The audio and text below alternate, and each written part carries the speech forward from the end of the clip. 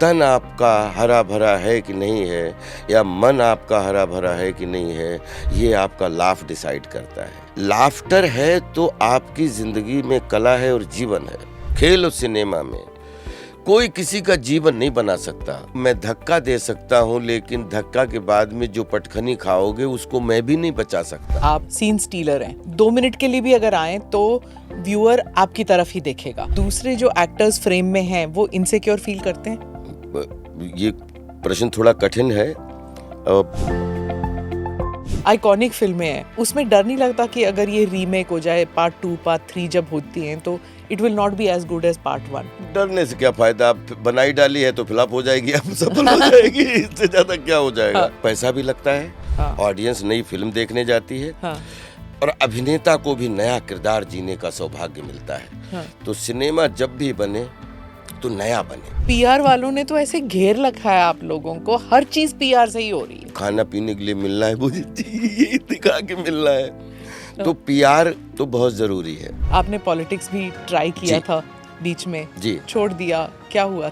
2019 में मोदी साहब की वजह से मैंने हमेशा के लिए पॉलिटिक्स को अलविदा कह दिया। एक बार आपने फिल्म बनाने की कोशिश की, वो चली नहीं, आपके ऊपर लीगल केस भी था और वो हारे भी आप, आपके लिए दिक्कत हुई, पुलिस भी आई है। उस वक्त क्या चल रहा था आपके मन में?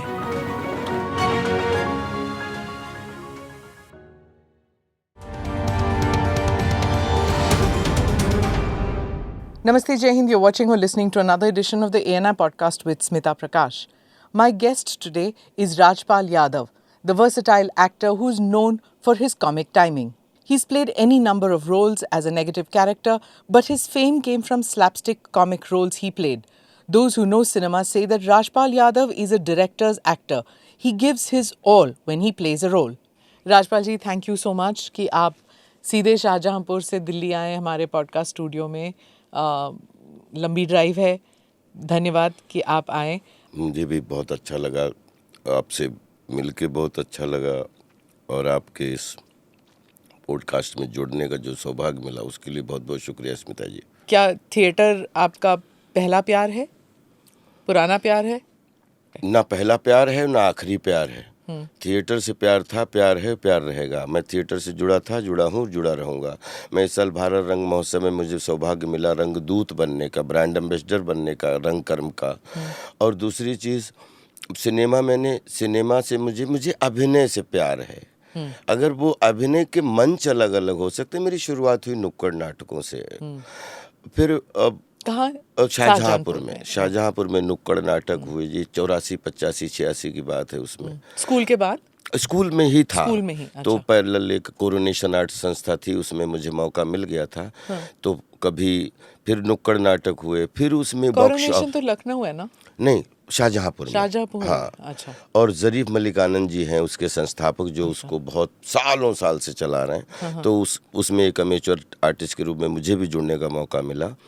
तो नुक्कड़ नाटकों में जो डर लगता था, फिर उसके बाद मंच से जुड़ने का मौका मिला, फिर अभिमंच से जुड़ने का मौका मिला, फिर उसके बाद टेलीविज़न से जुड़ने का मौका मिला, फिर 70 mm से जुड़ने का मौका मिला।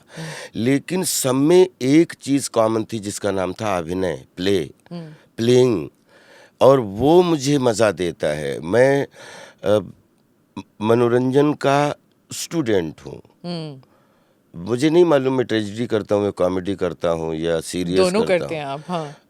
अब मैं सौभाग्यशाली हूँ कि एक कैरेक्टर अगर एक बार मैं जी लूँ तो स्मिता जी बिलीव करिए, फिर दूसरी बार उस कैरेक्टर को मुझे छूने की इच्छा नहीं। प्यार बहुत करता हूँ, लेकिन मुझे वो सेम मानसिकता का कोई कैरेक्टर अगर सुना दे तो मैं कोशिश करता हूँ कि इससे बच जाऊँ, और नहीं तो फिर आइडिया खुद ही सुना के उसकी मानसिकता चेंज कर देता हूँ। पर जब भी हम अगर हमारे जहन में राजपाल यादव नाम आता है तो फिर कॉमिक टाइमिंग, कॉमिक रोल्स, उसकी टाइप कास्टिंग में आप काफ़ी देर तक उसमें उलझे रहे, है ना? नहीं, उलझे कभी नहीं रहे, क्योंकि हम लोग जब एनएसडी में थे तो बाकायदा बात करते थे कि टाइप कास्ट, ये टाइप कास्ट हो गया, वो टाइप कास्ट हो गया, वो टाइप कास्ट हो गया।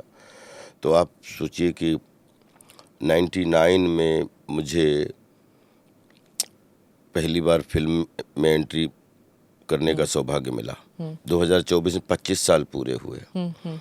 तो लगभग लीड, सपोर्टिंग लीड, सेकेंड और कॉमिक लीड या गेस्ट अपीयरेंस, एक सीन से लेके 100 सीन तक सब में काम करने का मौका मिला। मुझे एंटरटेनमेंट की स्ट्रेंथ से प्यार है, क्योंकि एंटरटेनमेंट जो है ना वो एक हाफ सेंचुरी में मैम लगभग 500 चरित्र जीने का सौभाग्य मिल गया, अगर सब जोड़ लें कि नुक्कड़ नाटक से लेके 70 mm तक। और फिर भी ऐसा लगता है कि अभी जन्म भी नहीं हुआ है। मतलब लगता है कि कला को समझने के लिए एक जन्म बहुत कम है। पर जो 70 mm में चले जाते हैं फिर वो थिएटर या तो करना नहीं चाहते या फिर उससे डर जाते हैं थिएटर से, क्योंकि थिएटर में रीटेक्स नहीं होते। आप 70 mm का जब 70 mm फिल्म में आप करते हैं तो आपको रीटेक्स मिल जाते हैं, उसमें कई सारी चीज़ें जुड़ती हैं। लेकिन थिएटर में आपको एक वन टाइम हिट होता है, मतलब फिर कलाकार की रेस से भी हट जाते हैं। हाँ, अगर ऐसी ये चीज़ है कि जिस थिएटर ने आपको पाल पोस के बड़ा किया है और उसमें अब उसमें रीटेक जो है कैमरा में रीटेक होने का फ़ायदा है कि कुछ अच्छी परफॉर्मेंस निकल जाएगी, लेकिन उसमें 2 महीने पहले रिहर्सल करने का ये फ़ायदा हो कि रीटेक करने का कोई वहाँ पे कोई सुविधा नहीं है। तो वो डर आई थिंक हमें लगता है कि थिएटर हमारे लिए चाहे पढ़ना हो चाहे कोई इम्प्रोवाइजेशन हो, मैं 24 घंटे 36 घंटे लगभग थिएटर में ही रहता हूँ और फिल्म भी मैं थिएटर की तरह जीता हूँ। और तो मुझे लगता है कि थिएटर मेरे लिए मेरी दाई माँ है और मेरा डिटॉक्सिफिकेशन करता है थिएटर। जब भी हम थिएटर में, क्योंकि मैं मिमिक्री कर नहीं पाता, मैं स्टैंड अप में कहीं पे भी आपने देखा होगा पिछले 20-25 साल में कहीं भी हमने डायलॉग एक बार याद करके सुना दिया, पब्लिक खूब मज़ा ले, लेकिन दोबारा कभी कोई बहुत जिद कर देता तो सुना देता हूँ डायलॉग, लेकिन डायलॉग भी सुनाने की कभी, क्योंकि 2 तरीके की क्लास है, ए क्लास और बी क्लास, और फिर है बोलते first class, second class, third class. और हम फर्स्ट क्लास आज से सालों पहले जब 400 गुनी कम सुविधाएं थी उसमें हम फर्स्ट क्लास काम देख चुके हैं चार्ली चैपलिन साहब का। तो मुझे जब फर्स्ट क्लास काम देखने की आदत पड़ गई तो फर्स्ट क्लास काम करने की आदत डालनी पड़ेगी अगर उसको। तिग्मांशु धूलिया का हमने इंटरव्यू किया था, पॉडकास्ट किया था, तो उन्होंने कहा कि अगर एक्टिंग चाहिए तो फिर वो सिर्फ थिएटर में है, फिल्मों में एक्टिंग नहीं होती, फिल्मों में बहुत सारे एलिमेंट्स होते हैं। Pure form of acting is in theatre. क्या आप ये समझते हैं? नहीं, ऐसा मैं नहीं समझता। नहीं? बिल्कुल, मैं एक्टिंग को 3 डायमेंशनल समझता हूँ और बाउंड्री, एक्टिंग की बाउंड्री बोलते हैं ना कि 7 सीज की माप है हमारे पास जो दुनिया में है, लेकिन कला है, चाहे फिल्मों की हो चाहे थिएटर की हो, जहाँ 7 समंदर की माप समाप्त होती वहाँ से कला का उद्गम हवा में शुरू होता है। इसकी कोई बाउंड्री नहीं होती है। मुझे ऐसा लगता है कि एक एक्टर जो है वो 13 चरित्र जीता है हर समय। अच्छा। 13। आप भी शायद, क्योंकि मैं मानता हूँ, मेरा मानना है कि हम सब एक ही थाली के अलग अलग ब्रांचेज हैं, एक ही बीज के अलग अलग पत्ते हैं, कि चाहे कथाकार, कहानीकार, पत्रकार, चित्रकार, जिसमें कार लगा हुआ है, उपन्यासकार, साहित्यकार, जो तो उसमें वो लोग किसी भी तरीके से अगर आप कुछ भी करिए, लेकिन आप बीज बने रहिए, बस मेरा कहने का मतलब, अगर बीज आप बने रहेंगे ना तो फिर चाहे सिनेमा हो, फिर चाहे थिएटर हो, चाहे कोई भी चीज़ हो, बाउंड्री आप डिज़ाइन मत करिए, आप ओपन रहिए, 3 डायमेंशनल रहिए कि what is your public life, what is your professional life and what is your personal life. तो पर्सनल लाइफ, पारिवारिक लाइफ, पब्लिक लाइफ, जब आप कहीं भीड़ आपका गहना है, भीड़ ने ही आपको पहचान दी है तो उसमें, लेकिन जब प्रोफेशनल लाइफ में है तो आप बीज हैं, और उसमें सिनेमा हो या थिएटर हो और या फिर नुक्कड़ हो, मंच कोई भी हो, हम अभिनय को प्यार करते हैं। फिर अभिनय में कट हो, किसी में रीटेक की सुविधा होती है तो किसी में रीटेक की सुविधा नहीं होती। फन और बाउंड्री बिल्कुल अलग नहीं होती हैं, अलग अलग वो होता है। आप अगर सोचने लगें कि ये मुझसे नहीं होगा क्योंकि इसमें ज़्यादा मेहनत है, या वो थिएटर में ही सिर्फ एक्टिंग हो सकती है। भरत मुनि जी का नाट्य शास्त्र है, हजारों साल से इसकी अपनी, बोलते हैं कि कला के हम पुत्र हैं, प्रकृति अपनी नानी है। तो नानी बोलते हैं माँ से पंगा ले लो, नानी से पंगा नहीं ले सकते। तो हम नेचर के नानी के छाते में रहते हैं और मनोरंजन के क्राफ्ट के हम लोग स्टूडेंट हैं। मनोरंजन अपने आप में एक साइंस है। क्राफ्ट की आपने बात की ना, तो मुझे याद है, I think it was Nawazuddin Siddiqui जिसने कहा था कि जब राजपाल यादव एक्टिंग करते हैं वो अपने आप को खुला छोड़ देते हैं बिल्कुल, मतलब देयर इज नो बाउंड्री नहीं है, कोई उनको रोक नहीं है, वो सटलिटी नहीं है, वो बिल्कुल ही अपने आप को इमर्स कर लेते हैं। ऐसा होता है आपके साथ कि जो भी रोल आपको मिल जाए आप कोई बंधन में नहीं होते, आप मतलब वो रिस्ट्रेन्ड एक्टिंग नहीं है, फुल ऑन एक्टिंग है? मुझे एक्टिंग एक प्ले लगता है, प्ले। नाटक की बात नहीं कर, नाटक अपने आप में एक नाटक है। प्रसन्ना जी ने, हमारे एक एनएसडी टीचर थे, बड़ी अच्छी बात की, play of your self, play. तो प्ले में कभी, अब जैसे आप कोई भी अभिनय कर रहे हैं, आप स्लैपस्टिक कर रहे हैं, या फिर आप रियलिस्टिक कर रहे हैं, या फिर आप निहिलिज्म की तरफ कुछ कर रहे हैं, ग्रे कॉमेडी कर रहे हैं, या कॉमेडी ऑफ एरर कर रहे हैं, ये आपको समझना पड़ेगा। तो कभी बहुत, जैसे टेक फॉर एग्जांपल, शब्दों में बताने से अच्छा है कि एक फिल्म थी हमारी वक्त रेस अगेंस्ट टाइम। बच्चन साहब थे और अक्षय साहब थे और प्रियंका चोपड़ा जी थी और मैं, बिग स्टार कास्ट जी। तो मेरा बिल्कुल उसमें शरीर भी नहीं हिलता है और वो कैरेक्टर भी बहुत प्यार मिला। और एक तरफ हंगामा है कि मारो मारो हमको, मंदिर का घंटा समझ के कैसा लग कोई आके, तो एक फुल मीम बन गया बिल्कुल।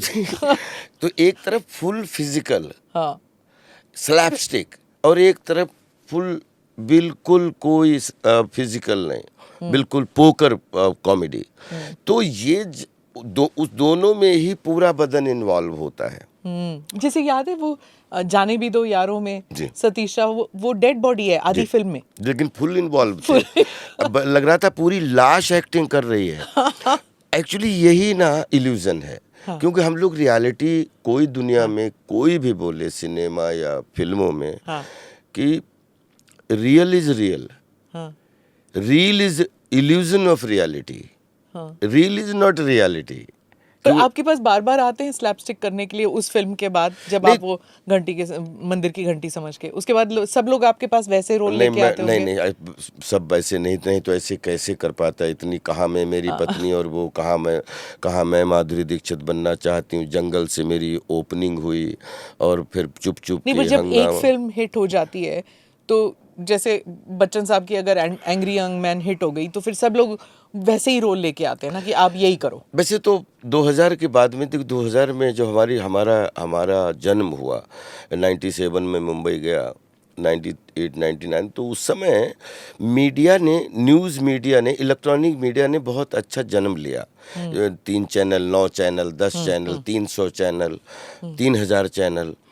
तो जितनी रियलिटी परिवेश जो फिल्में थी ना, वो एक्चुअली थैंक्स टू मीडिया ने एक्सपोज करके पूरे वर्ल्ड को एक बिल्कुल जीपीएस को बिल्कुल पन्ने खोल के रख दिए। तो शुद्ध रूप से कॉमेडी, जो जितनी भी आप पिछले 25 साल के सिनेमा देखो, तो चाहे लीडिंग एंटरटेनर है या सपोर्टिव एंटरटेनर, सब ने कॉमेडी ही की है।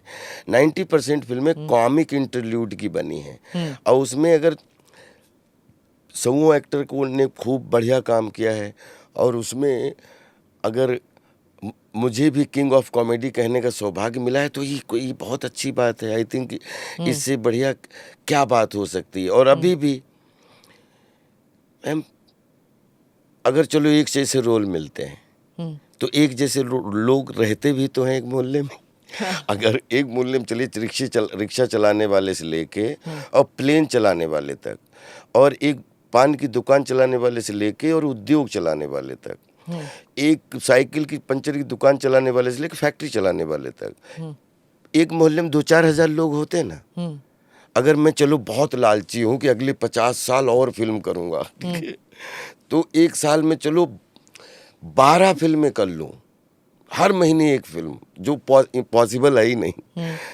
पर कितने लोगों को टच करेंगे? हाँ, लेकिन चलो 10 फिल्मों का औसत रख लो, तो 50 दशामन 500 कैरेक्टर अगर एक मानसिकता के मिल जाए तो एक मोहल्ले में उनको बदलने के लिए बहुत काफ़ी है। नहीं, वो तो मैं समझ गई। नहीं, जब आपके पास रोल्स आते हैं तो डायरेक्टर क्या कह के आते हैं कि मेरे पास एक फैबुलस कॉमिक रोल है, या मेरे पास एक कॉमेडी फिल्म है, उसमें आप ऐसे करिए जैसे आपने वो वाली फिल्म में किया था माला माल, या ऐसे कोई रोल सोच के आते हैं, या फिर आप बताते हैं कि मैं ये ऐसे रोल नहीं करूँगा, मैं ये वाला करूँगा? देखिए, रोल तो आप नहीं लिख सकते, रोल तो राइटर लिखता है, और डायरेक्टर उसको अपने इंटरप्रिटेशन के मुताबिक डायरेक्ट करता है। पर कभी कभी ऐसे लगता है कि आपके जो रोल्स हैं आपके लिए ही लिखे गए हैं। नहीं, हम ढल जाते हैं उसमें, सरेंडर कर देते हैं उसके आगे। तो वही खूबी है ना आपकी। हाँ, मैं तो बीज हूँ ना, मैं कहाँ कलाकार हूँ। कला का आकार समझने के लिए हम एक जीवन बहुत कम है, जितना इसके अंदर घुसते हो तो ऐसा लगता है और 7 समंदर अभी बाकी है। जैसे सिनेमा है ना, पर्दा मैम इतना कमाल का है, 5,000 करोड़ का आप सिनेमा बना दो, फिर भी 2 घंटे आप बैठोगे तो पर्दे पे कुछ ना कुछ फिल इन द ब्लैंक लगेगा कि यहाँ पे कुछ ज़रूरत है। ये इतना बड़ा सागर है, इसके नशे में इतने डूबे हुए हैं ना, तो हम बीज ही, हमें कलाकार बनने का टाइम ही नहीं है।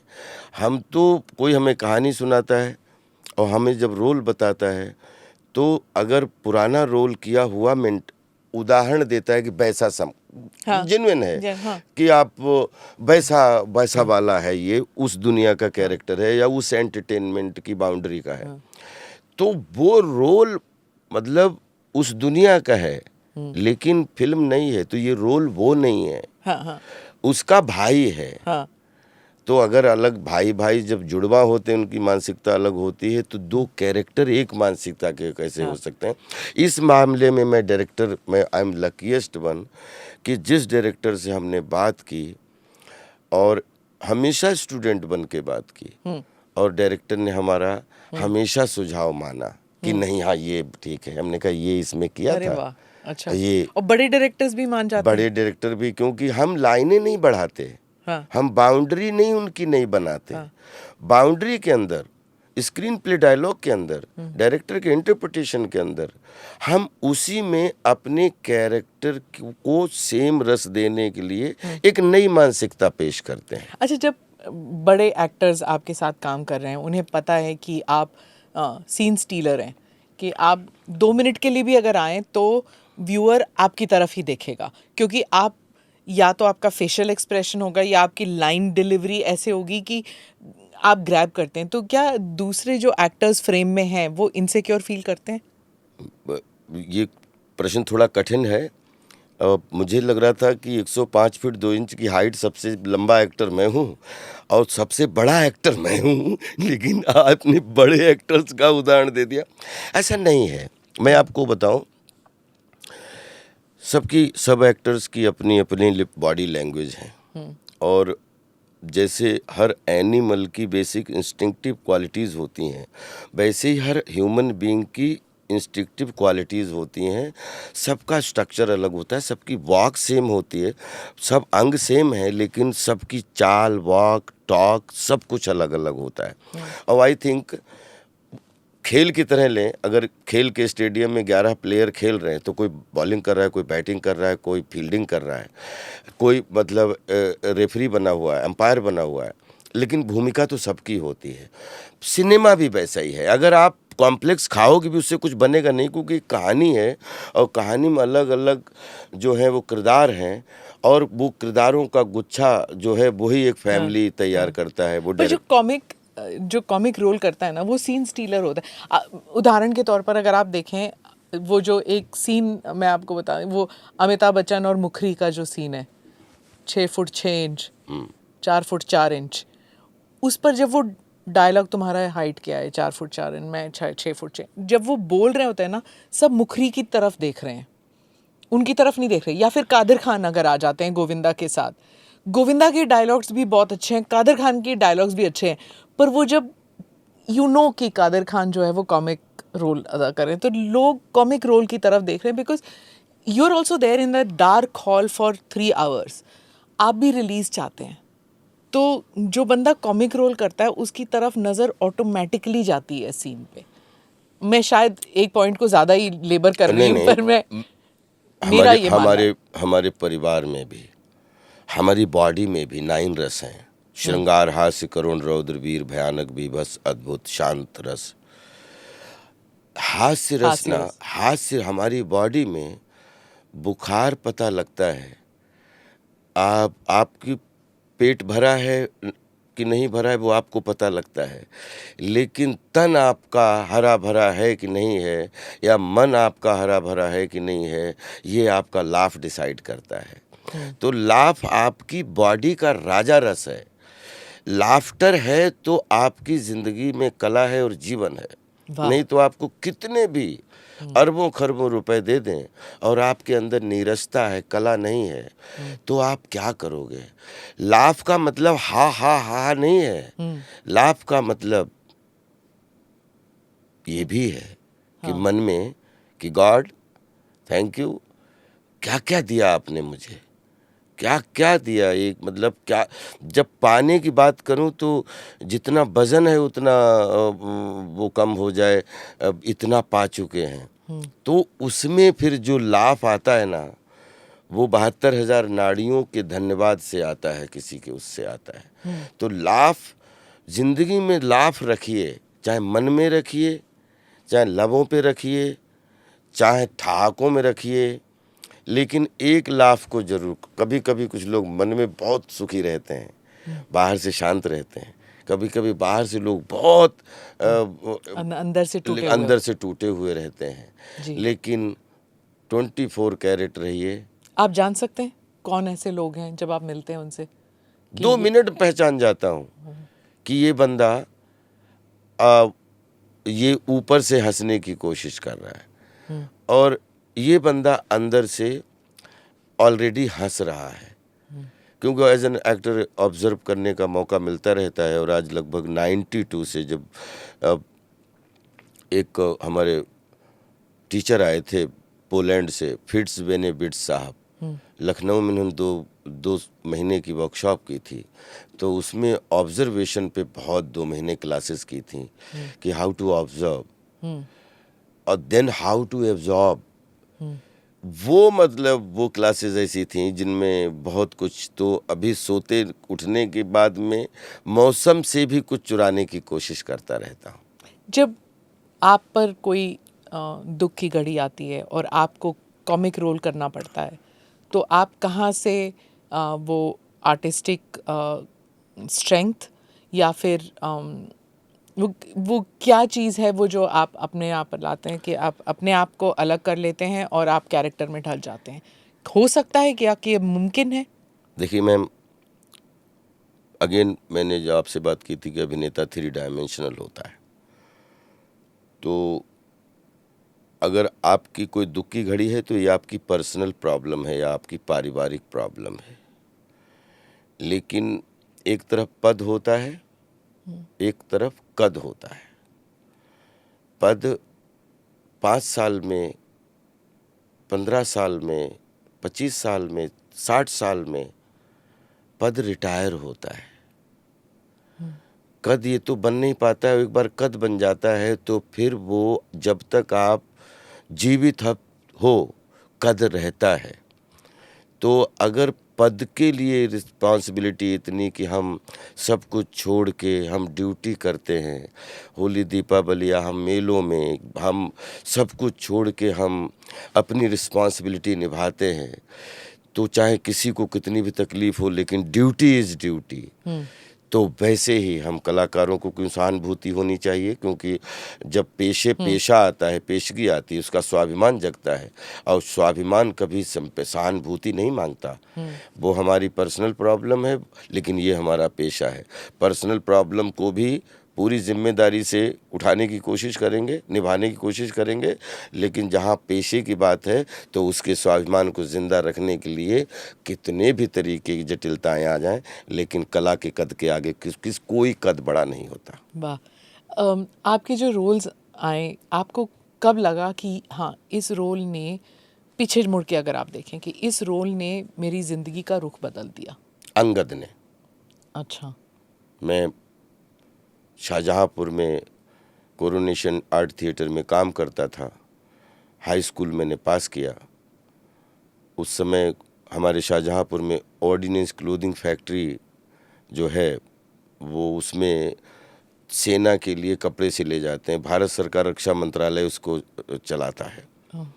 तो उसमें अप्रेंटिस चाहिए। तो मैं इंटरमीडिएट में था, तो मैंने भी फॉर्म भर दिया, मेरा सिलेक्शन हो गया। तो मैं उसमें फौजी टेलर की मुझे अप्रेंटिस करने का, कि कैसे सेना के कपड़े सिले जाते हैं, कैसे जो है वो पैराशूट सिले जाते हैं, मतलब जितने भी सेना के होते हैं वो उसमें। और तो वहाँ पे हमारे शाहजहाँपुर में आज भी रामलीला ग्राउंड है और वो मंच परमानेंट है। उसमें हर साल विजयदशमी पे, दशहरे पे 10-15 दिन का जो मेला लगता है वो पूरे शाहजहाँपुर का आकर्षण का केंद्र होता है। तो जब मैं उसमें 2 साल अप्रेंटिस करने गया तो वहाँ पे बहुत, क्योंकि मैं थिएटर से था तो मैंने एक नाटक किया था, अंधेर नगरी चौपट राजा, टकासेर भाजी टकासेर खाजा, भारतेंदु हरिश्चंद्र जी का। जी। तो मुझे बहुत उसमें वाहवाही मिली थी। तो रामलीला में भी जो वो सब ऑफिसर, पदाधिकारी, कर्मचारी ही रामलीला करते हैं, थिएटर के ही लोग होते हैं। 2-2, 2.5 महीने रिहर्सल होता है उसका। तो उन्होंने जो अप्रेंटिस में मुझे, तो मैंने कहा कि मुझे भी रोल चाहिए। तो मेरी भी इच्छा हो रही करने की। तो बोले कि ये रोल तो 10-10 साल, 15-15 साल से लोग करते आ रहे हैं, कोई रोल है नहीं ऐसा। एक रोल है अंगद रावण संवाद, 1 दिन का काम है। अच्छा। तो अगर वो तुम करना चाहो तो वो बहुत अच्छा है, 1 दिन का है। तो मैंने वो तुरंत स्वीकार कर लिया। और अंगद रावण संवाद को करने के बाद में धीरे धीरे ज्यों-ज्यों जिंदगी आगे बढ़ती जाती है, त्यों-त्यों अंगद के होने का मीनिंग और भी साफ साफ समझ में आने लगता है। कि पैर, उसमें एक पैर जमाने का सीन था। कि जब वो रावण के सारे जितने सभा में बैठे हुए लोग, सेनापति सब अंगद पे एकदम हमला करने के लिए उठ पड़ते हैं। जब अंगद कुछ ऐसी बात बोलता है कि राम जी की शरण में जाओगे तो आपका कल्याण हो जाएगा और नहीं तो बेमौत मारे जाओगे, तो इस चक्कर में वो सब उठ जाते हैं। तो रावण बोलते हैं कि पकड़ो इस ढीठ बानरे को, रस्सियां बांधने को लाओ और तेल मंगाओ और इसका सारा तन झुलसाओ। ठीक है। तो अंगद जो है वो वहाँ पे पैर जमाता है कि मेरा ये पांव चलाए मान, अगर कोई असुर को मार गया तो रामचंद्र फिर जाएंगे, मैं सीता जी को हार गया। ये लाइन पहले तो रट्टा मार के रटी थी। फिर एक बार ऐसे बैठे हम कलाकार लोग कि हनुमान जी ने लंका जलाई, सीता माँ से परमिशन ली आम खाने के या जो भी फल खाने के, लेकिन युवराज अंगद जाके रामादल में बगैर राम जी से पूछे हुए, बगैर हनुमान जी से, शंकर स्वयं केसरी नंदन बोलते हैं ना जहाँ पे, और वो एक ऐसी किसी दूसरे की सभा में जो रावण सीता को चुरा ले गया है और वो बोल दे कि अगर मेरा पैर हिला दो तो फिर रामचंद्र जी वापस चले जाएंगे, मैं सीता जी को हार गया। तो जब ये वापस गया होगा तो इससे पूछा होगा ना पूरे दरबार ने, किसने तुम्हें बोला ये कि तुमने कैसे बोल दिया ये बात। ये बात बोलने की ताकत तेरे में आई कैसे कि अगर कहीं तेरा पैर तोड़ ताड़ देता तो कैसे, मतलब तूने तो पूरी प्रकृति को ही चैलेंज कर दिया। तो उसने बोलता है कि हम लोग कि इसका क्या उत्तर दिया होगा अंगद ने, वो उसमें नहीं है, लेकिन ऐसे सलाह करते करते कि एक बिलीफ है ना, विश्वास, और जहां पे 2 अक्षर का विश्वास, राम का विश्वास हो, तो मेरा पैर कैसे तोड़ देता वो। मैंने तो राम के विश्वास को दांव पे लगाया था, और राम के विश्वास के दांव तोड़ने के लिए 10 रावण खड़े हो जाएं, वो कैसे पैर उखाड़ सकते थे। तो मेरा पैर थोड़ी उखाड़ते, वो तो राम को उखाड़ते। मैं तो उनका दूत बन के गया था। वहां से अब तो हनुमान जी डिप्लोमेट थे या अंगद डिप्लोमेट थे? मैं यही सोच रही हूँ, शायद दोनों डिप्लोमेट थे। नहीं, वो शंकर स्वयं वो बाबा हैं। वो कि जब अगर सिरसा मिली या मछली मिली तो छोटा हो जाना है तो उसका ईगो शांत करने छोटे बन के चले गए। रावण के यहाँ पे अपने आसन लगा के बैठ गए, कभी ब्राह्मण बन के। वो अंतर्यामी हैं। ये युवराज था। इसके पास विश्वास था, उनके वो पास दास और ये युवराज, ये और वो दास ही रहे और उनके पास हर चीज का सल्यूशन था। ये ऐसा बच्चा था कि ये विश्वास को दांव पे लगा दिया, तो विश्वास को हिला ना पाए तो उसके पीछे कोशिश किसकी थी? राम जी की थी और हनुमान जी की थी। तो आपको क्यों लगा कि ये एक रोल डिफाइनिंग रोल था आपकी जिंदगी का? फिर बदल गया, फिर अंगद तो बन नहीं सकता, लेकिन मनोरंजन की फील्ड में, मनोरंजन के दरबार में, मनोरंजन के स्टेडियम में मनोरंजन कुमार के रूप में आज 25 साल नहीं 38 साल हो गया है, और जो कुछ भी किया है अभिनय में ही किया, बाकी कुछ भी नहीं कर पाया। मनोरंजन कुमार ये करना चाहिए, हमें टैगलाइन लेना चाहिए, मनोरंजन कुमार। हाँ, That's a very nice मनोरंजन कुमार अपने मान के चलता हूँ, सुबह उठता हूँ कि थैंक यू गॉड तूने मनोरंजन कुमार उस 36 चैनी बनाया मुझे। किसी ने आपको ये नाम दिया या नहीं, आपने खुद ही रख लिया मैंने कहा एक चार्ली चैपलिन साहब हैं, एक जैकी चैन साहब हैं, कोई वो चैन है, तो मैंने सोचा मनोरंजन कुमार उस 36 चैन, अपनी जेब में 36 चैन लेके घूमता हूँ कि हमारे पास अलग अलग भाई एक चैन ये एक चैन है, 36 कौन चैन सा वैसा रोल है जो आपको लगता है कि you have not yet done? दुनिया का किसी ऐसा कठिन रोल करना चाहता हूँ कि दुनिया के किसी भी एक्टर ने आज तक ना निभाया हो। और वो कौन सा होगा? और वो कौन सा डायरेक्टर होगा? वो डायरेक्टर का भी पता मिल गया है और रोल का भी पता मिल गया है। लेकिन उसके लिए मेहनत रात दिन जारी है। समय आने पे उसका जरूर आपके सामने डिटेल रखूंगा। तो 25 साल के करियर में आपको लगता है कि कुछ ऐसा वक्त आया जो आपको लगा कि मैं इससे उभर नहीं पाऊंगा, मतलब इट वाज टू मच, कि ये ऐसे रोल्स मेरी तरफ आ ही नहीं रहे, लीड रोल्स हो जाए या फिर कोई ऐसा कैरेक्टर आर्टिस्ट की पूरी पिक्चर मेरे पे ही केंद्रित हो? जब मैम आप विश्वास करिए, जब ऐसा समय आया कि इससे मैं उबर नहीं पाऊंगा अंगद, तो उस समय लगा कि अब उबरने का टाइम आ गया है। अब जो है कि देखिए, कोई भी डायरेक्टर और कोई भी प्रोड्यूसर, कोई भी राइटर किसी अभिनेता के लिए कभी कोई रोल नहीं लिखता। अच्छा, अभिनेता, उसकी स्टोरी में कोई अभिनेता पढ़ता है कि ऐसा अभिनेता, वो इन्फ्लुएंस होके वो मतलब एक उदाहरण दे देता है। कहानी अलग होती है, कंटेंट अलग होता है, और असली अभिनेता, असली राइटर, असली डायरेक्टर, वो सब कंटेंट स्टोरी होती है। वो 1 करोड़ रुपए की हो या 1000 करोड़ रुपए की हो, उसी में सारे लोग समाहित हैं मैम। किसी पर्सनल, किसी की कोई आइडेंटिटी नहीं। जब स्टोरी कंटेंट अच्छा तो उसमें काम करने वाला साभा भी अच्छा है। तो इसीलिए तो कहा जाता है कि आजकल बॉलीवुड की पिक्चरें इसलिए, या हिंदी फिल्म इंडस्ट्री की पिक्चरें इसलिए नहीं चल रही क्योंकि जो कहानीकार हैं वो शायद समझ नहीं पा रहे कि कौन सी कहानी क्लिक करेगी, क्योंकि इतनी फिल्में फ्लॉप हो रही है कि, एंड सब लोग कह रहे हैं कि शायद कहानीकार में वो बात नहीं रही या कॉन्फिडेंस नहीं रही कि वो समझ नहीं पा रहा कि लोग क्या चाहते क्या हैं।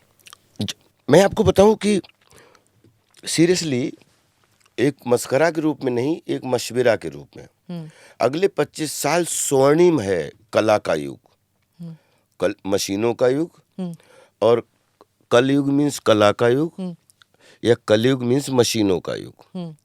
दोनों का एक मीनिंग है। कला जितनी निखरती है, जितनी बिखरी मिलेगी उतनी निखरी मिलेगी मैम।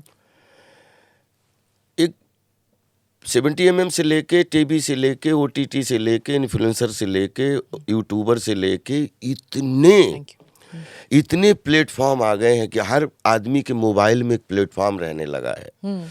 आई थिंक ये बेस्ट समय है जहाँ पे हम जितना अपने आप को एक स्टूडेंट के रूप में अपग्रेड करके जितने भी प्रयोग अभी कर पाए और जिनमें कोई दम हो तो वो अभी किया जा सकता है। पर ये जैसे आर्टिफिशियल इंटेलिजेंस आ गया जी। तो कहानी उसमें डाल दो कि ये मुझे ये चाहिए, ट्रेजेडी भी चाहिए, कॉमेडी भी चाहिए, फला चीज़, ये सारे इंग्रेडिएंट्स जैसे अचार बनाते हैं ये सब डालो और बना दो अचार मेरे लिए। तो अगर ऐसे कहानियाँ लिखी जाएंगी आर्टिफिशियल इंटेलिजेंस के ज़रिए तो क्या जो सार था ओरिजिनल राइटिंग का वो कुछ फीका पड़ जाएगा अब? फीका कुछ नहीं पड़ेगा, लेकिन नकल करने में अकल होनी चाहिए। मुझे ऐसा लगता है कि मशीन कभी भी दिमागी कंप्यूटर से बड़ी नहीं हो सकती। मशीन कितनी भी बड़ी हो, उसको हाथों ने पैदा किया है। उस दिमाग को उससे बड़ा रखना ही पड़ेगा। मैम, ये आज नहीं, अगर आप जैसे उदाहरण के लिए जब हम डालडा घी के वो डिब्बे लटका के वो बल्ब लगा के, तब भी मुगले आजम और द ग्रेट डिक्टेटर बनी है।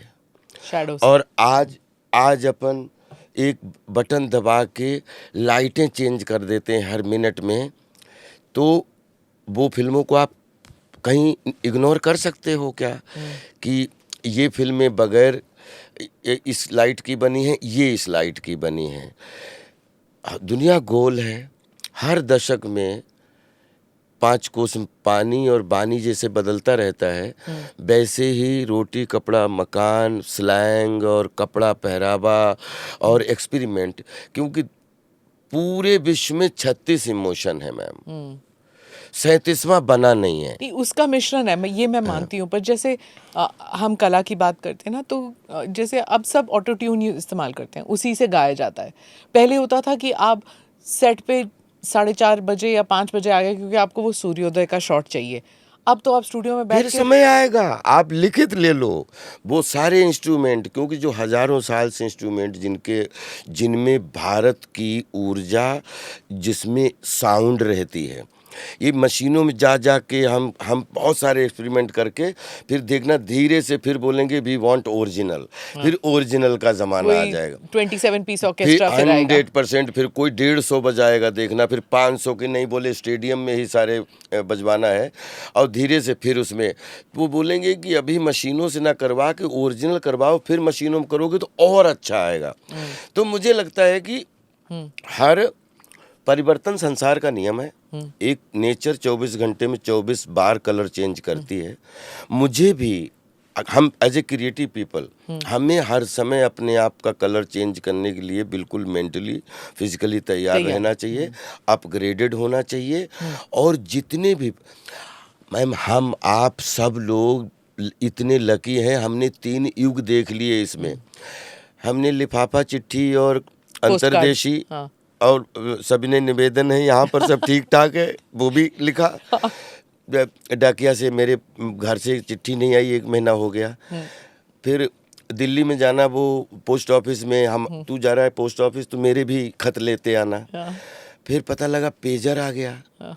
फिर पेजर के बाद में धीरे से इतना बड़ा मोबाइल आदमी ऐसे चलने लगा कि फिर धीरे धीरे फेसबुक, ऐसे करते करते इंस्टाग्राम, ये वो, आज इंटरनेट, पूरी दुनिया डिजिटल हो चुकी है। और आपके प्रोफेशन में एक और वो नुक्स है, ये मतलब ये सब तो है ही डिस्ट्रैक्शन हम सब के लिए, पर आपका जो ये पीआर नेटवर्क चलता है ना बॉलीवुड का, बाप रे, और फिल्म इंडस्ट्री साउथ का भी, कि पीआर वालों ने तो ऐसे घेर रखा है आप लोगों को, हर चीज़ पीआर से ही हो रही है। क्योंकि हमारा शोइंग मीडियम है, हमारी फैक्ट्री यही है। हमें जो भी खाना पीने के लिए मिलना है वो यही दिखा के मिलना है। तो पीआर तो बहुत ज़रूरी है। पर ओवरडू नहीं हो गया पीआर? नहीं, ओवरडू के लिए आपको कंटेंट क्वालिटी और जो है वो उस पे क्वांटिटी, इस पे ज़रूर ध्यान देना पड़ेगा। हाँ। कि जैसे जब पिक्चर रिलीज हो रही है तो इतने इंटरव्यूज होते हैं सारे एक्टर्स के, और पिक्चर फ्लॉप हो जाती है, और फिर लगता है कि ये इतने सारे हर पॉडकास्ट में चले गए, हर चैनल पे चले गए, इतना प्रमोट किया, कहीं तो लग रहा होगा ना कि भाई ये पिक्चर चलने वाली नहीं है, मैं ज़्यादा ही बोल रहा हूँ इस पिक्चर के बारे में। नहीं होता आपको कभी कभी ऐसे नहीं लगता? बिल्कुल लगता है, बिल्कुल लगता है। और मुझे ऐसा लगता है कि पिक्चर अच्छी हो, न छोटी नहीं होती न बड़ी होती है। पिक्चर अच्छी होती है या बुरी होती है। पिक्चर अच्छी होती है, ऑडियंस सूंघ लेती है। पिक्चर बुरी होती है, कितना भी ऑडियंस से बोलो वो नहीं देखती है। हाँ। और इतने बड़े बड़े सेट होते हैं, कभी कभी इतने फुस हो जाते हैं। और एक लापता लेडीज, मतलब जिनके एक्टर्स को किसी ने पहचाना भी नहीं, कुछ जाना नहीं, छोटे फिल्म ही सही, पर वो कितना क्लिक कर गया। कोई जानता नहीं था, कोई देखने नहीं आया, फिर भी इट क्लिक्ड। स्टोरी अच्छी हो तो। ये ना, ये ऐसी बूटी है, अगर किसी डायरेक्टर को पता होती तो शायद 100 साल में सिनेमा में आदमी कोई फिल्म ही फ्लॉप नहीं होती। हाँ। क्योंकि आपको पता लग जाता है जब आप एक्ट कर रहे हो कि भाई ये मैं कुछ गड़बड़ है इस पिक्चर में। हम लोग कर तो रहे हैं काम, हम सब we are all trained artist, पर ये चल नहीं रही है, जम नहीं रही है। नहीं, ऐसा जैसे वाइब्रेशन, लेकिन फिल्म में बहुत सारी फिल्में हैं जिसमें बहुत ज़्यादा मेहनत की और उनका रिजल्ट 0 आया। तो मुझे ये लग रहा है कि फिल्म बनना, दिखाना आप तक है, लेकिन फिल्म चलाना वो ऑडियंस काम है, और ऑडियंस डिसाइड करेगी चलेगी कि नहीं चलेगी। जैसे अगर हम फिल्म्स देखें, गैंग्स ऑफ वासेपुर या सत्या, ऐसी जो आइकॉनिक फिल्म्स थी, वो बनते बनते बनी ना, लिखते मतलब एक सीन लिखा जाता था, फिर कुछ और आ जाता था, फिर कोई एक्टर बोलता था चलो ये लगा देते, ये एक्टर आ जाता है।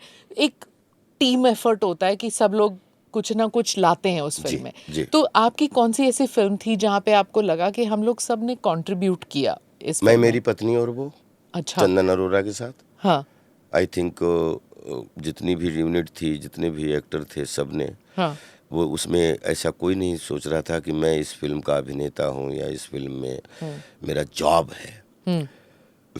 उसमें ऐसा लगता था कि मैं क्या कर सकता हूँ इसके लिए। हाँ और वो फिल्म का रिजल्ट, जब फिल्म रिलीज हुई तो आज अब पार्ट 2 की तैयारी हो रही है। लेकिन वो फिल्म कोई भूला नहीं, कोई हस्बैंड वाइफ, चाहे सातों समंदर में जितने लोग मिले, उस फिल्म का आशीर्वाद सबने दिया कि आप राजपाल कॉमेडी अच्छी करते हो, लेकिन मैं मेरी पत्नी और वो देखिए, आप बड़े गंभीर अभिनेता भी हो, या बहुत संवेदनशील अभिनेता हो, या आप एक बर्मिंघम में मैं था, बड़ा अच्छा लगा। मैं जैसे कभी कभार कोई ऐसा क्यूट सा, तो एक बच्चा और एक अपने NRI थे, अपने भारतीय, और वो मैं पार्किंग में जा रहा था अपने दोस्तों के साथ, तो उन्होंने बहुत दूर से भागते हुए आए।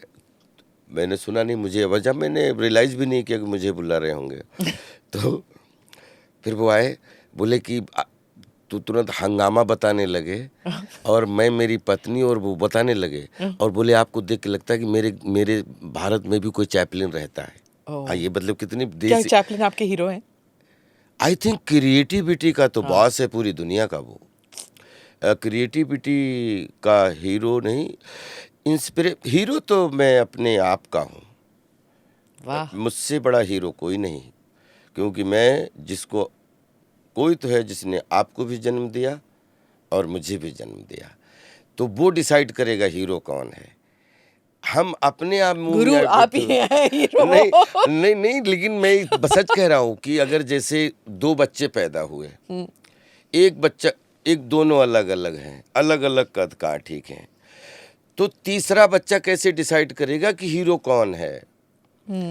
वो डिसाइड करेगा जिसने वो हीरो बनाया है, या जिसने आंखें बनाई हैं। आप 5 भाई थे ना? 6 भाई। 6 भाई, और 6 भाइयों में से आप ही एक हीरो बने या नहीं, हमारे 6 भाई सब हीरो ही हैं। नहीं, इन द सेंस अपनी फील्ड में।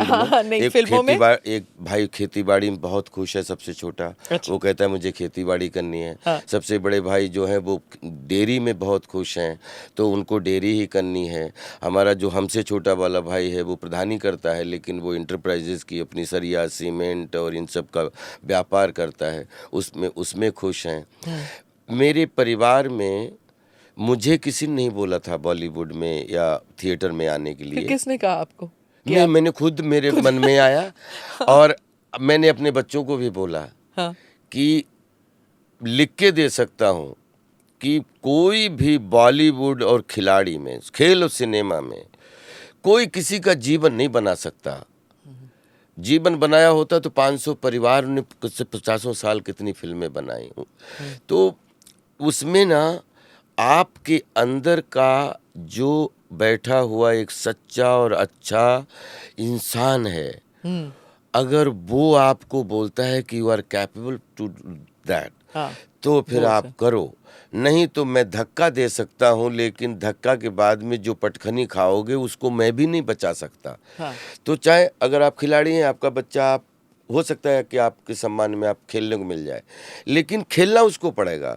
हो सकता है मेरे सम्मान में मेरे बच्चे को क्योंकि अगर किसान का बच्चा है तो किसानी तो सीख ही जाएगा। फिल्म इंडस्ट्री, जो आदमी 30 साल से फिल्म की सेवा कर रहा है या टेलीविजन की सेवा कर रहा है, तो उसका बच्चा ये तो पता ही होगा ना मेरे पापा क्या करते हैं। तो वो बचपन से साथ में तो जाएगा, तो उसको पता है कि तो फिल्म मेकिंग तो सीख ही जाएगा।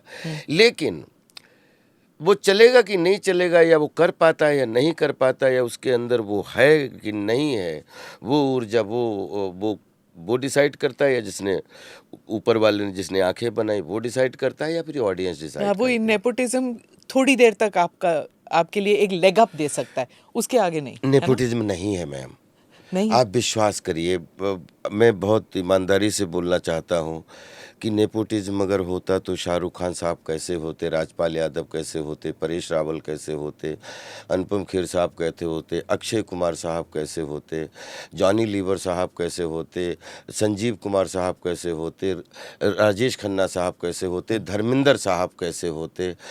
आप बताइए ना, ये सब इन लोगों ने जो आके, हमने वो नाम लिए हैं जो आके, और जो लड़के फिल्म इंडस्ट्री को बिलोंग करते हैं तो उनके खानदान में भी 50 लड़के और हैं, लेकिन वही क्यों बिलोंग करते हैं? वो डिजर्व करते हैं इसलिए बिलोंग करते हैं।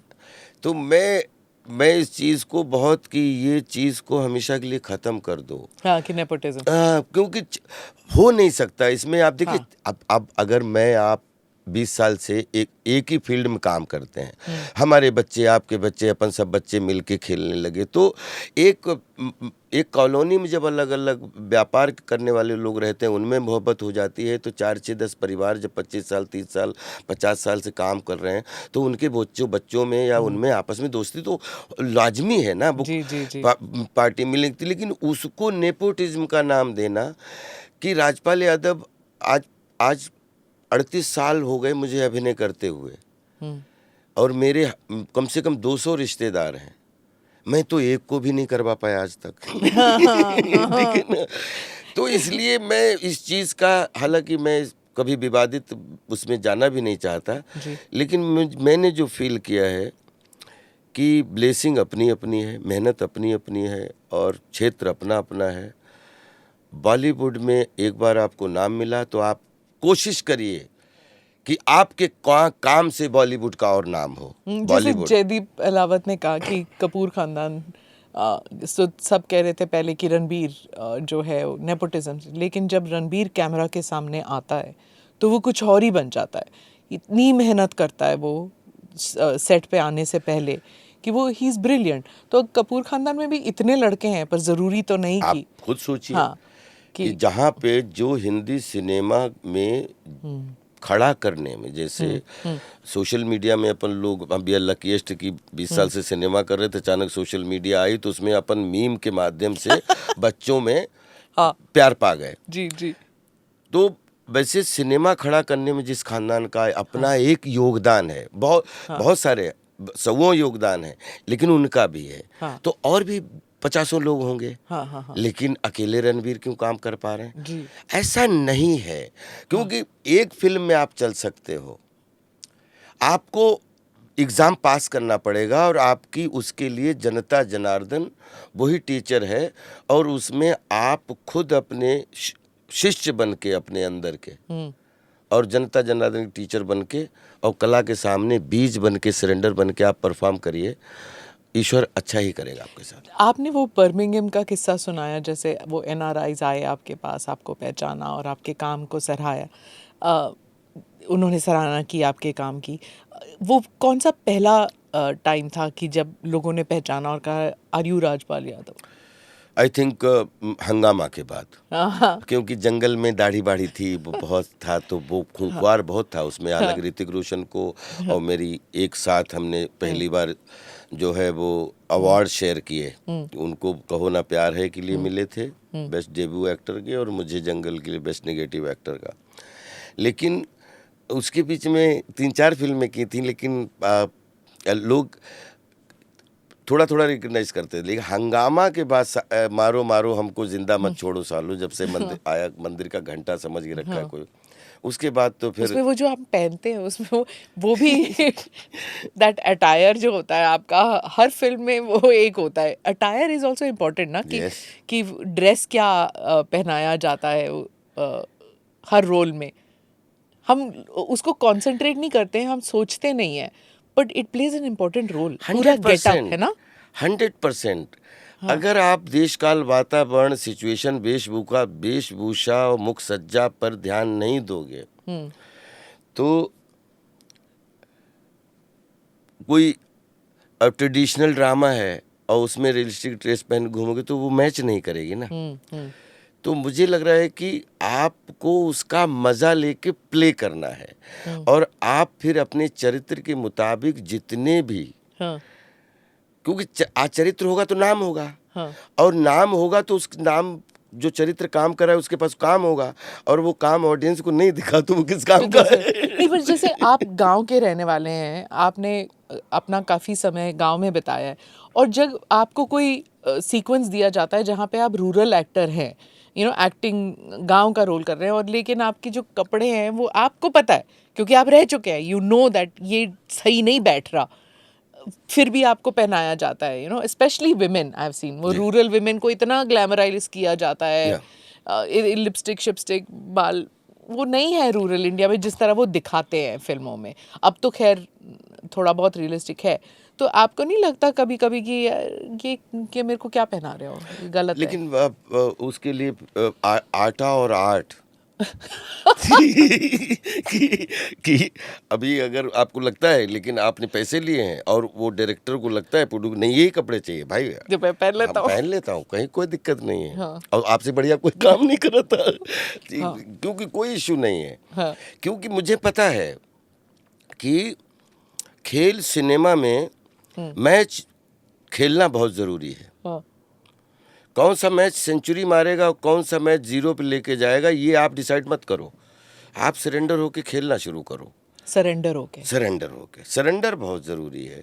हम पर बहुत सारे ऐसे कि बड़ा मुश्किल है सरेंडर कर पाना। हाँ, खासकर बहुत सक्सेस के बाद, क्योंकि हम लिफाफे पे बहुत ज़्यादा कंसंट्रेट करते हैं, आउटस्कर्ट पे, और वो आउटस्कर्ट जब डिज़ाइन होगा तो उसमें चाल भी तय की जाती है, बात भी तय की जाती है, तो फिर वो उसमें एक ही कि आपके अंदर का अहम जो है वहम बन के बाहरी लिफाफे को डिज़ाइन करके घूम रहा है।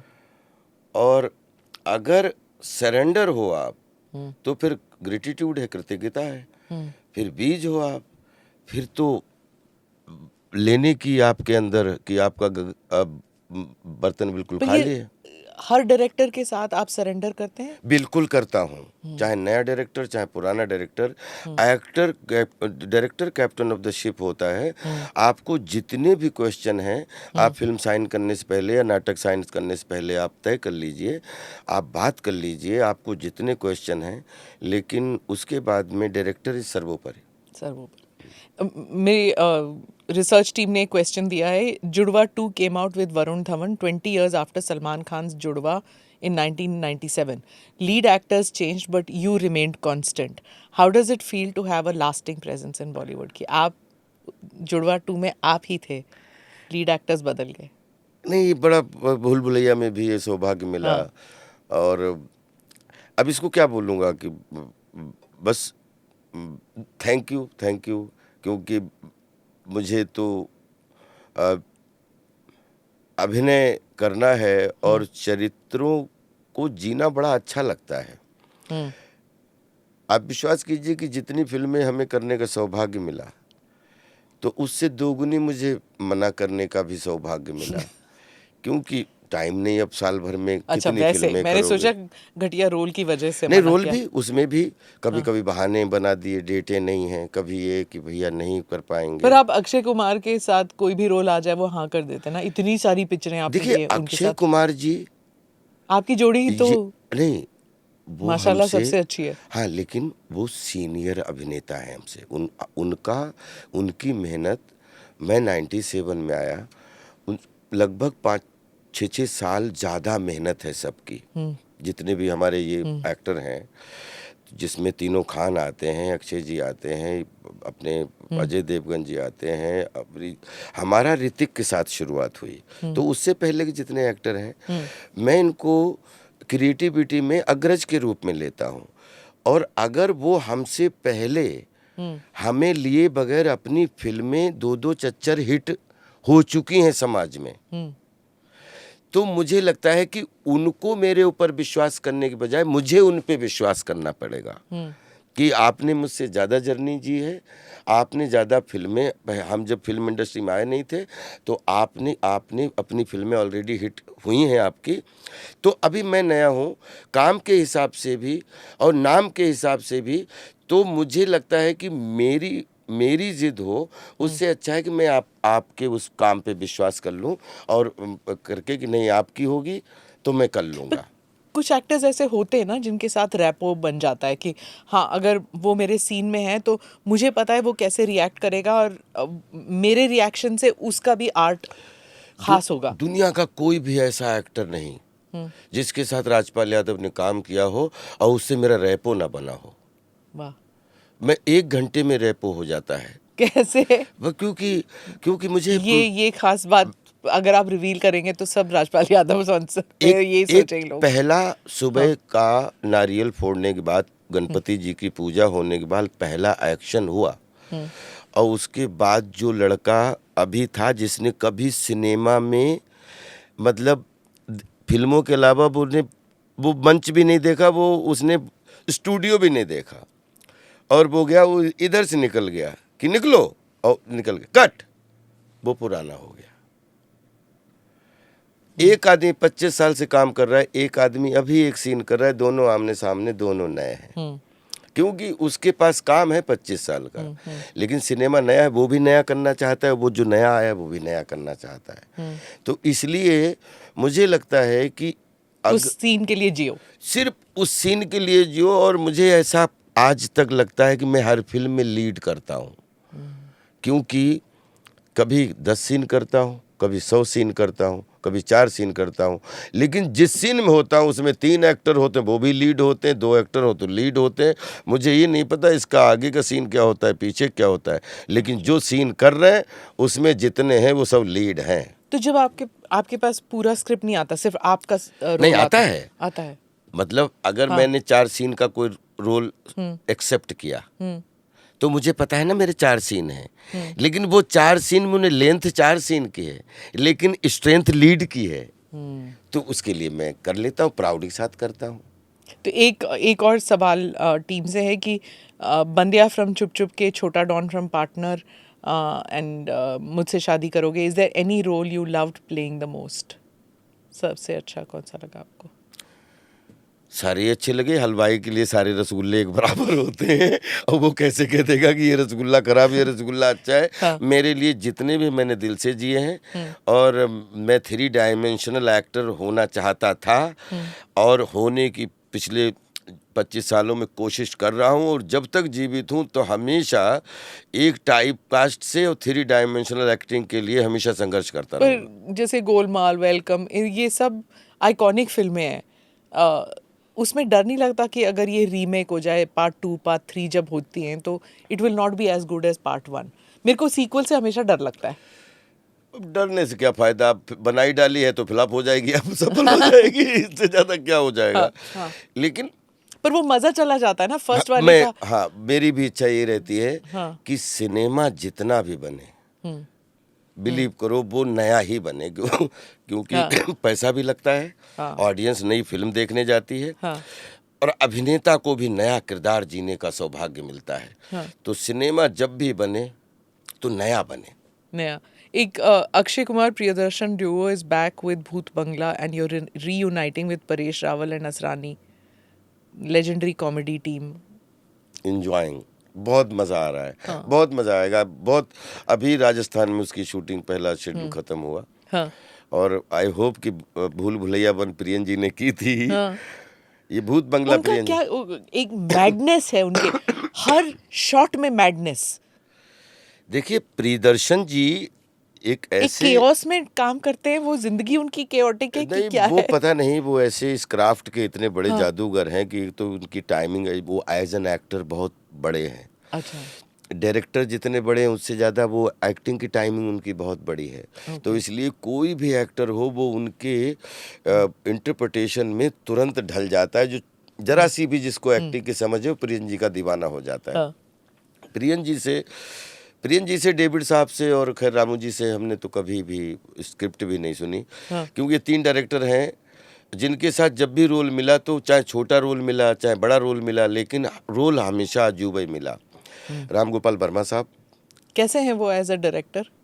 राम गोपाल वर्मा कभी कभी गलतियां भी कर चुके हैं, इन द सेंस से फिल्म चली नहीं, या फिर देखिए ये एक थोड़ा ये एक्सेंट्रिसिटी चलना और नहीं चलना, ये तो हाँ, खैर कई इसमें बहुत सारी, सारी हाँ। चीज़ें, लेकिन अगर रामू जी मुझे नहीं मिले होते तो मैं आज यहाँ बैठा नहीं होता, क्योंकि इतना हिम्मती डायरेक्टर मैंने अपने जीवन में नहीं देखा, जिसने राजपाल को लेके मैं माधुरी दीक्षित बनना चाहती हूँ जैसी फिल्म एक घोषणा कर दी, बोले राजपाल को ले लो इसमें।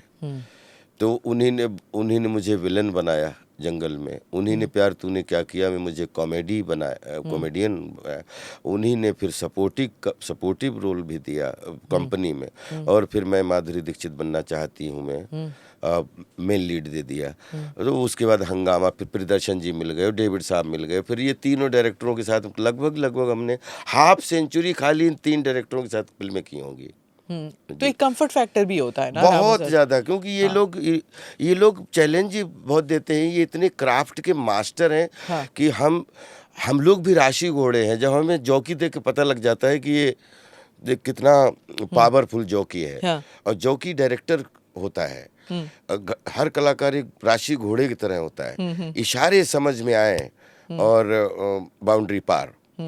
तो इसमें चंदन अरोरा, राम जी जिन्होंने मैं मेरी पत्नी और वो बनाई, मैं माधुरी दीक्षित बनना चाहती हूँ वो बनाई, कई सारी फिल्मों में एडिट की, बहुत अच्छा लगा चंदन अरोरा के साथ। तो अभी ये कुछ डायरेक्टर्स हैं, उन्होंने ये एनएसडी के लोगों को बहुत मतलब उनको जो क्या कहते हैं प्रोत्साहन दिया, they went on to become legends ना। yes 100% इन डायरेक्टरों की वजह इरफान से हो जाएं या फिर मनोज बाजपेयी हो जाएं, सब थिएटर के नवाजुद्दीन, लोग, सब हाँ, थिएटर के बिल्कुल। लोग, और उससे पहले अनुपम खेर। नहीं, आज वो की वाला डेट सीन में है। जितने भी 10, 12, 15 एक अच्छी कॉमर्शियल फिल्म के हिस्सा हैं, तो 5 पिलर के रूप में, 6 पिलर के रूप में, 4 पिलर के रूप में ज़्यादातर थिएटर के और एनएसडी के लोग हैं।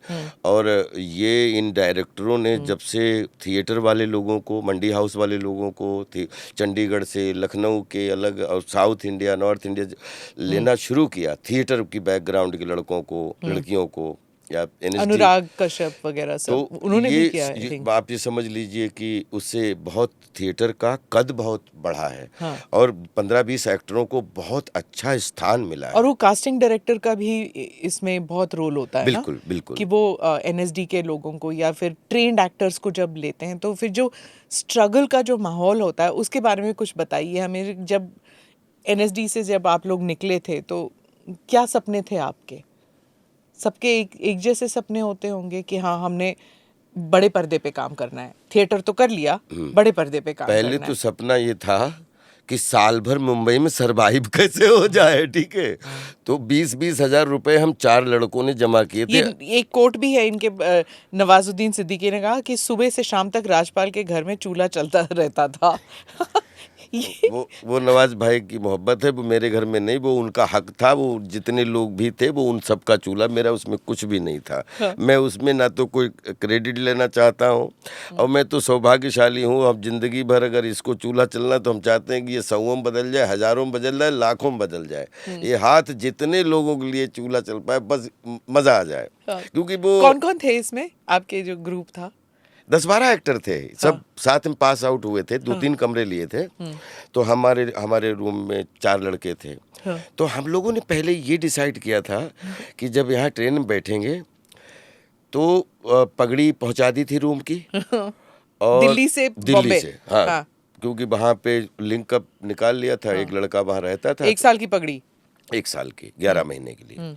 और 11 महीने हम चारों का ये था कि भाई चाहे कोई काम करे या ना करे, पगार दे, नहीं, रहेंगे चारों साथ में। अच्छा। क्योंकि थोड़े थोड़े पैसे जब सब इकट्ठे कर लेंगे तो दाल चावल रोटी सब्जी सबकी चलती रहेगी।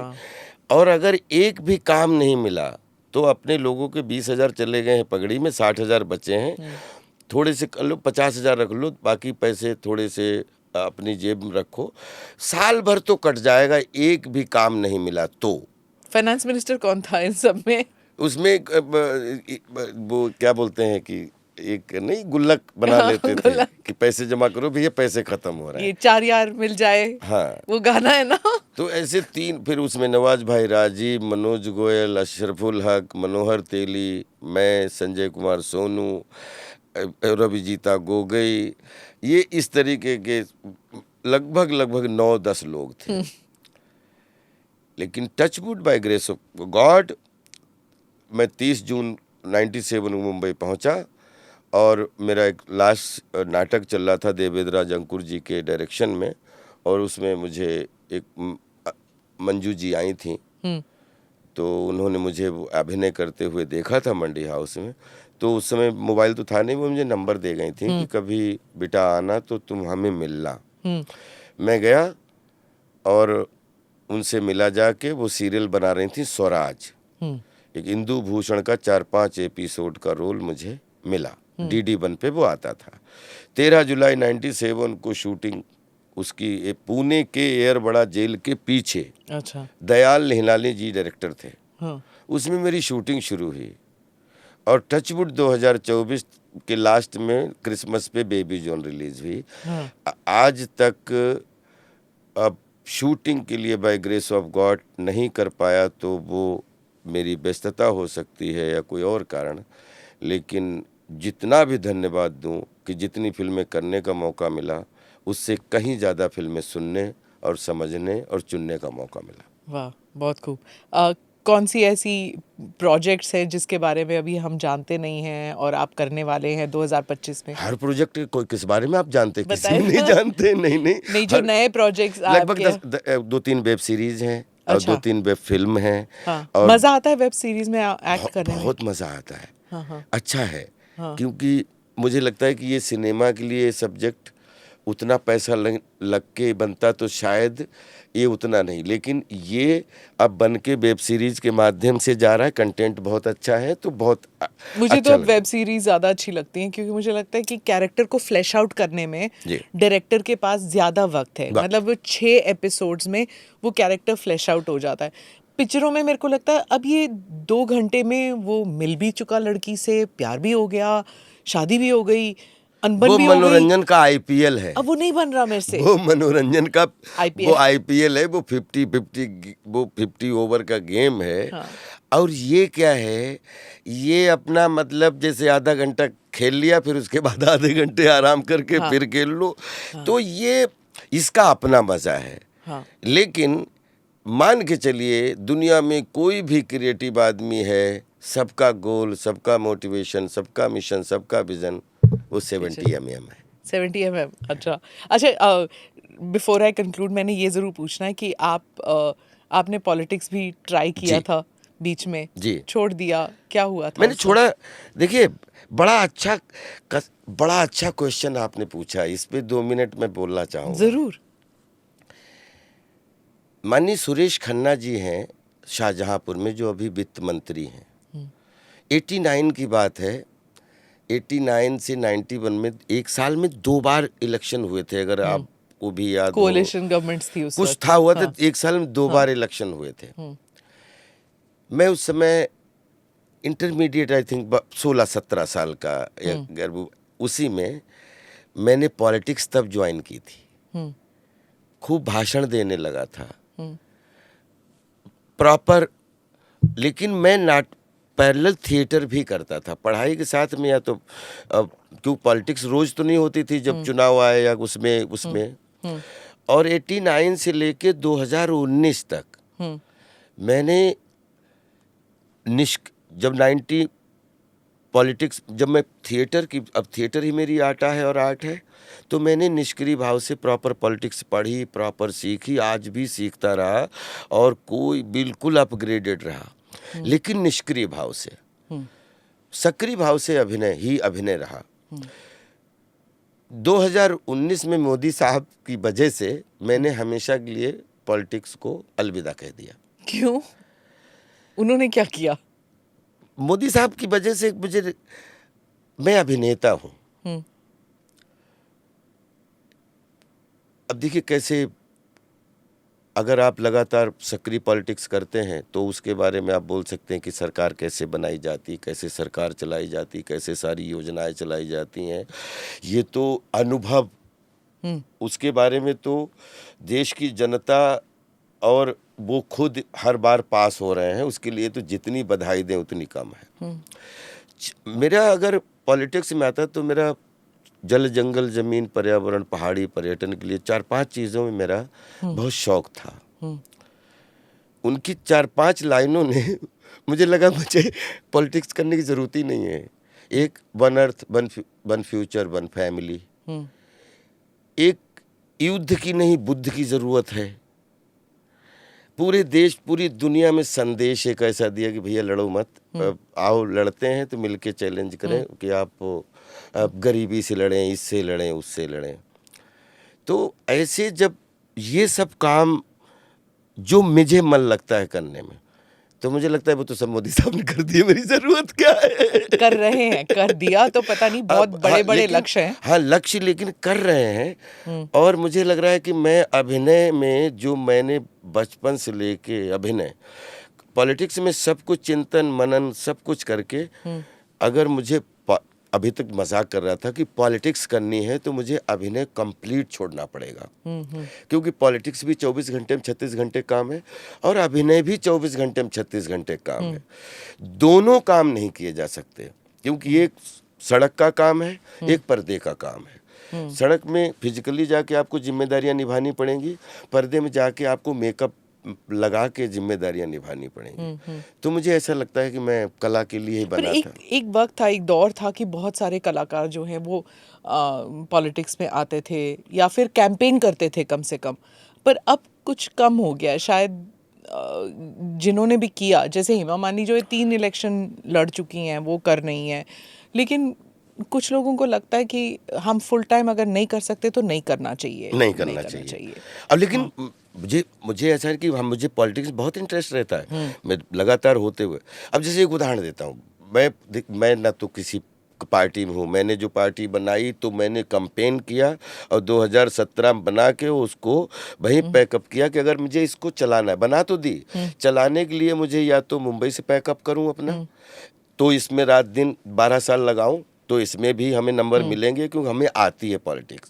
लेकिन मुझे कला, वही पहला प्यार कि मुझे अभिनय में ऐसा लगता है कि मैं डूबता हूँ और उसमें मुझे लगता है कि मैं कंफर्टेबल नहीं हूँ। लेकिन वर्ल्ड की पॉलिटिक्स में अपने देश में कुछ चीज़ें अच्छी होती तो बड़ा अच्छा लगता है। G21 में बदल गया, तो मेरे लिए वो एक ना, जो साउथ अफ्रीका के 46 स्टेट हैं, उनके लिए इंडिया का जिंदगी भर के लिए रिश्ता हो गया कि यार हम G21 बने थे इंडिया में। तो वो जिस तरीके की व्यवस्था हम G20 हमने 20 साल से फॉलो किए हैं, लेकिन जो मोदी राज में G20 हुआ, मतलब यहाँ पे पूरी दुनिया ने जिस तरीके से, ऐसा लग रहा था कि कोई रिसेप्शन चल रहा है अलग सा, बहुत प्राउड फील हुआ। और अब जैसे कुंभ का मेला, हाँ। कुंभ के मेले में अगर मैं होता भी तो इससे ज़्यादा क्या अच्छी व्यवस्था कर सकता था। तो मुझे ऐसा लग रहा है कि जिसका काम उसी को साजे, तो मुझे जो काम आता है वो मैं अपना काम करूं, और जो लोग अपना सर्वस्व दे रहे हैं उस काम के लिए, हाँ। तो वो लोग अब वो काम संभालें। राष्ट्र सर्वोपरि है, देश के लिए जीता हूँ। आप इतनी सातों समंदर में घूमने का दुनिया की कोई ऐसी बिल्डिंग नहीं जिसको देखा ना हो, लेकिन एक भारतीय पासपोर्ट के साथ में अपनी ज़िंदगी जीना चाहता हूँ। दुनिया का प्यार मिला है और जीतने की कोशिश करूँगा, लेकिन मुझे ऐसा लगता है कि अभिनय जो मुझे सेटिस्फैक्शन देता है वही मेरा आनंद है। आपको दुख भी काफ़ी झेलने पड़े। एक बार आपने फिल्म बनाने की कोशिश की, वो चली नहीं, आपके ऊपर लीगल केस भी था और वो हारे भी आप, आपके लिए दिक्कत हुई, पुलिस भी आई है। उस वक्त क्या चल रहा था आपके मन में? कोई चीज़ चल रही है तो उसके लिए जीवन में हमेशा सामना करना और उसके नियमों कानूनों को पूरे तरीके से उनकी आज्ञा का पालन करना और ज़िंदगी को आगे बढ़ाना। और क्या वो ख़त्म हो गया वो मामला या अभी भी चल रहा है वो? अभी भी उसके इसलिए उसके बारे में जो चीज़ें फिल्म बनाना चाहेंगे आप? हैं? फिल्म बनाना चाहेंगे, डायरेक्टर बनना चाहते हैं आप? मुझे पता नहीं कि आप एक्टर। मैंने नाटक में मैं एक्टिंग करता था, मैं नाटक डायरेक्ट कर दिया, मुझे पता नहीं। फिर कुछ लोग हैं कि 4-5 फिल्में बनाने के बाद वो निर्देशक बनना चाहते हैं। आपने इतनी नहीं, फिल्में कोई कभी कुछ नहीं। जीवन भर अगर मैं फिल्में बना भी दूं, डायरेक्ट भी कर दूं, तो भी मैं निर्देशक नहीं हूँ, मैं डायरेक्टर ही हूँ। मुझे अगर आपने पूरे 10-20-50 साल में आपने 2-4 फिल्में अगर बना दी तो हो सकता है कोई प्रयोग कर लिया हो, उसको मैं निर्देशन नहीं मानता हूँ। वो तो ये मानता है कि कभी कभी आप फुटबॉल खेलते हो, आपने एक दिन क्रिकेट खेल लिया, लेकिन वो आपका पेशा नहीं हो सकता। तो आप तन मन से अभिनेता हैं? अभिनेता थे, अभिनेता हैं, अभिनेता ही रहेंगे। जो भी करेंगे वो अभिनय के लिए करेंगे। अगर कोई डायरेक्शन का भी कुछ कर दिया, जैसे ये भी पीछे किया, तो वो ही नहीं सोचा था। आगे अगर कोई करने की इच्छा होगी तो फिर कर दूंगा, लेकिन अगर वो करने के बाद में अगर फिल्म सुपरहिट हो जाती है तो भी मैं यही बोलूँगा मैं अभिनेता हूँ। निर्देशक नहीं हुई तो खाली प्रयोग किया, वो सफल हो गया, या ये प्रयोग किया असफल हो गया, बस इतना। इससे ज़्यादा लेके दोता नहीं। आपको हमारी शुभकामनाएं। धन्यवाद, आप पॉडकास्ट में आए, आपने इतनी सारी बातें बताई, बहुत मज़ा आया आपसे बातचीत करके। धन्यवाद। धन्यवाद Tanveek, thank you. Thank you for watching or listening to this edition of the ANI podcast with Smita Prakash. Do like or subscribe on whichever channel you have seen this or heard this.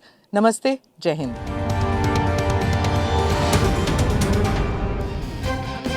Click here to watch the previous episodes.